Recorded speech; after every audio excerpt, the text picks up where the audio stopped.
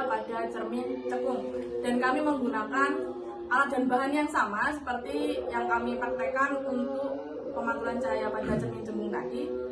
Yang hanya berbeda, kami menggunakan sendok sebagai pengganti cermin cekung. Nah, alasannya mengapa kami menggunakan sendok? Karena permukaan dalam sendok ini berbentuk cekung ya, berfungsi sama seperti cermin cekung, yaitu cermin yang permukaannya melengkung ke dalam seperti mangkuk.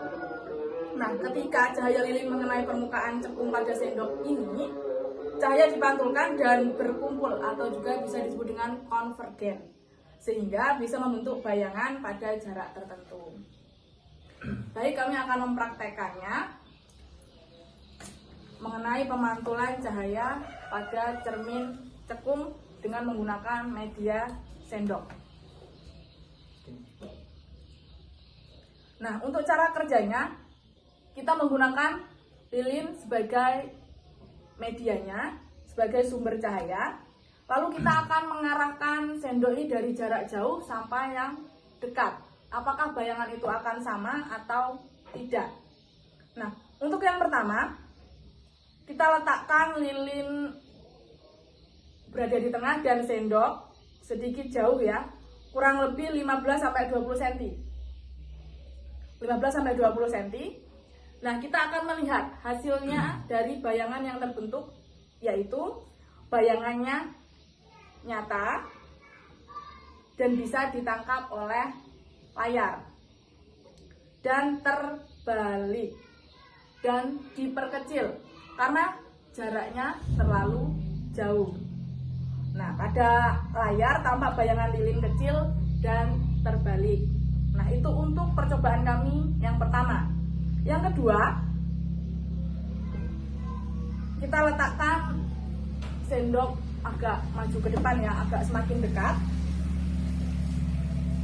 di antara titik pusat dan pusat kelengkungan. Nah, untuk hasil dari bayangan yang terbentuk di layar ini bisa kita lihat ya hasilnya, yaitu bayangan nyata, terbalik, dan diperbesar. Karena semakin dekat lensa cekung, maka bayangan itu akan semakin besar yang tampak di layar yang telah kami buat. Lalu untuk yang ketiga, kita letakkan sendok itu semakin dekat dengan sumber cahaya berupa lilin ya. Maka bayangan yang terbentuk yaitu bayangan maya, tegak, dan diperbesar. Tetapi tidak bisa ditangkap di layar karena terlihat membesar saat melihat langsung ke permukaan sendok.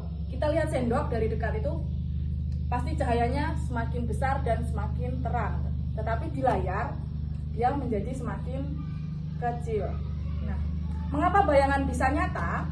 Cermin cekung memantulkan cahaya sehingga sinar pantul saling berpotongan langsung di depan cermin. Nah, itu sebabnya bayangan lilin bisa tertangkap di layar, tampak terbalik, dan berubah ukuran. Pada sendok cekung, meskipun kecil, permukaannya tetap mampu membuat sinar cahaya berkumpul. Demikian praktikum yang kami lakukan mengenai pemantulan cahaya pada cermin cekung yang menyebabkan cahaya dari lilin dipantulkan menuju titik fokus sehingga membentuk bayangan dengan sifat yang berbeda tergantung dengan jarak benda. Terima kasih.